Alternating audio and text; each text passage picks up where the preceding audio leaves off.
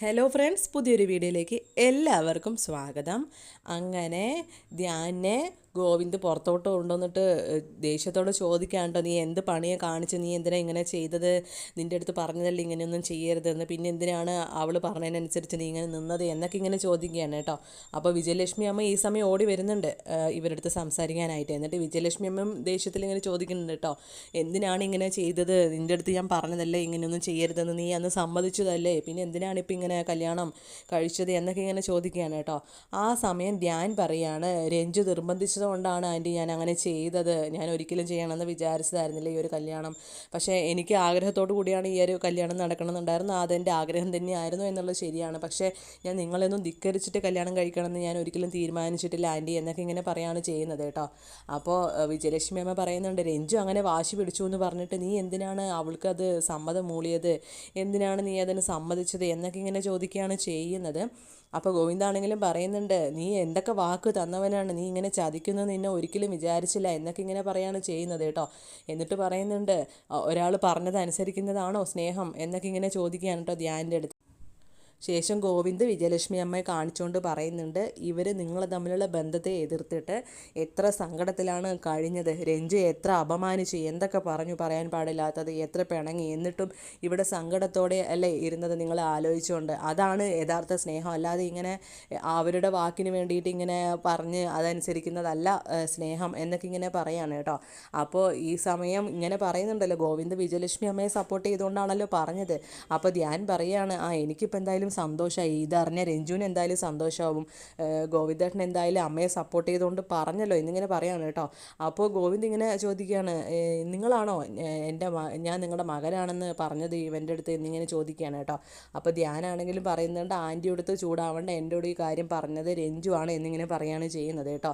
എന്നിട്ട് പിന്നെ ധ്യാൻ പറയുകയാണ്, സ്വന്തം അമ്മയാണെന്ന് പറയാൻ ഇതുവരെ ഗോവിന്ദേട്ടനെ ഗീതുവിൻ്റെ അടുത്ത് പറയാനായിട്ട് ഇത് സാധിച്ചിട്ടില്ലല്ലോ, അതെന്തുകൊണ്ടാണ് പറയാത്തത്, നിങ്ങൾ രണ്ടുപേരും നല്ല മാതൃക കപ്പിൾസൊക്കെയാണ്, ഒക്കെ ശരിയാണ്, എല്ലാവർക്കും മാതൃകയൊക്കെയാണ്, എല്ലാം പറയാറുണ്ട്, പക്ഷേ ഈ ഒരു കാര്യം മാത്രം എന്തുകൊണ്ട് ഗോവിന്ദേട്ടൻ ഗീതുവിൻ്റെ അടുത്ത് പറഞ്ഞില്ല എന്നിങ്ങനെ ചോദിക്കുകയാണ് കേട്ടോ. അപ്പോൾ നമ്മുടെ ഗോവിന്ദാണെങ്കിൽ തിരിച്ചു ചോദിക്കുന്നുണ്ട്, നീ എല്ലാം പറയുന്നുണ്ടല്ലോ രഞ്ജുവിൻ്റെ അടുത്ത്, എല്ലാം പറഞ്ഞിട്ടുണ്ടാണല്ലോ പറയുന്നത്, പക്ഷേ എന്തുകൊണ്ട് നീ രോഗം മാത്രം പറഞ്ഞില്ല, രഞ്ജുവിൻ്റെ രോഗം എന്തുകൊണ്ട് നീ പറഞ്ഞില്ല എന്നൊക്കെ ഇങ്ങനെ ചോദിക്കുകയാണ് കേട്ടോ. അപ്പോൾ ഗോവിന്ദ് തന്നെ പറയുന്നുണ്ട്, അപ്പോൾ പറയാൻ പാടില്ലാത്ത കാര്യങ്ങളുണ്ടല്ലോ, അതുപോലെ തന്നെ എന്തെങ്കിലും കാര്യം കൊണ്ടായിരിക്കും പറയാത്തത് എന്ന് നീ മനസ്സിലാക്കിയാൽ മതി എന്നിങ്ങനെ പറയാണ് കേട്ടോ.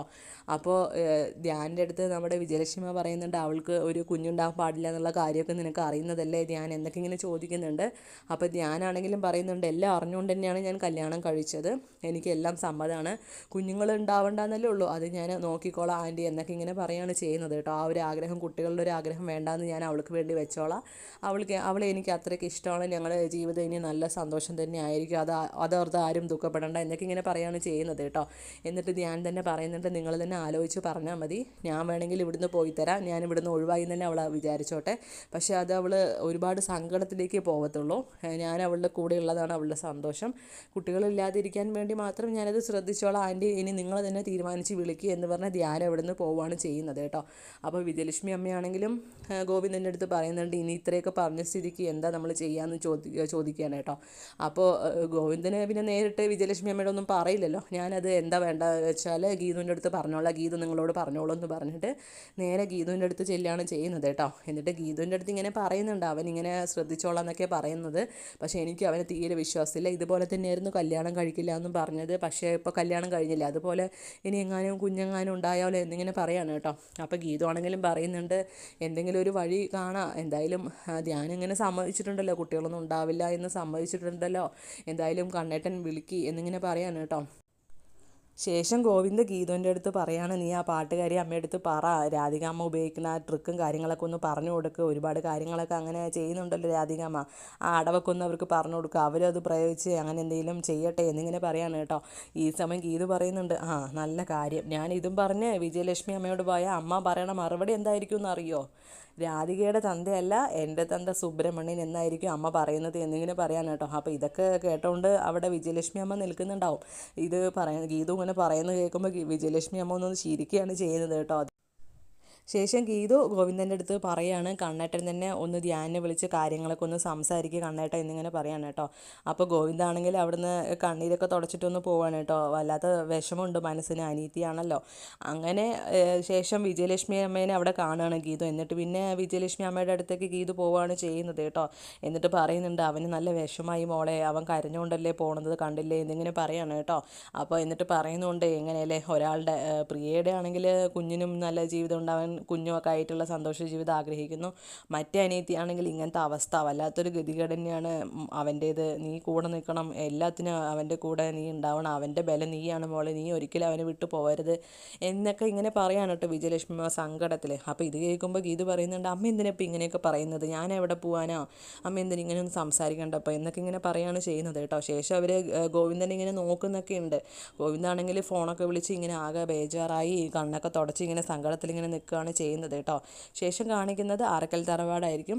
അവിടെ പ്രിയ ഇങ്ങനെ ഇരുത്തുകയാണ് കേട്ടോ. രേഖ പതുക്കെ ഇരിക്കും മോളെ എന്ന് പറഞ്ഞ് ഇങ്ങനെ ഇരുത്തുകയാണ്. എന്നിട്ട് ഇരുത്തി കഴിഞ്ഞ് അവൾ ഒറ്റയ്ക്ക് ഇരിക്കുമ്പോൾ പ്രിയ ഒറ്റയ്ക്ക് ഇരിക്കുമ്പോൾ എല്ലാവരും ഒന്ന് ക്ലാപ്പ് ചെയ്യാണ് ചെയ്യുന്നത് കേട്ടോ. എന്നിട്ട് പിന്നെ ജ്യൂസ് കൊണ്ടുവരികയാണ് രേഖ. എന്നിട്ട് പറയും ഇത് മോൾ ഒറ്റയ്ക്ക് തന്നെ കുടിച്ച് നോക്ക്, ഗീതു അങ്ങനെയാണ് പറഞ്ഞിട്ടുള്ളത്, ഒറ്റയ്ക്ക് ശ്രമിക്കണമെന്ന്. അങ്ങനെ പ്രിയ ആ ഒരു ജ്യൂസിൻ്റെ ഗ്ലാസ് ഇങ്ങനെ വാങ്ങി ഇങ്ങനെ നിൽക്കുമായിരിക്കും കേട്ടോ. ഈ സമയം രാധികാമ്മ ഒരു ഡയലോഗ് അടിക്കും, ഒരാളെ കൊണ്ടുള്ള ശല്യം ഒഴിഞ്ഞാൽ രഞ്ജു പോയി, ഇനി ആ ഗീതുവിനെ കൂടി ഇവിടുന്ന് ഒന്ന് പറഞ്ഞു വിടണം.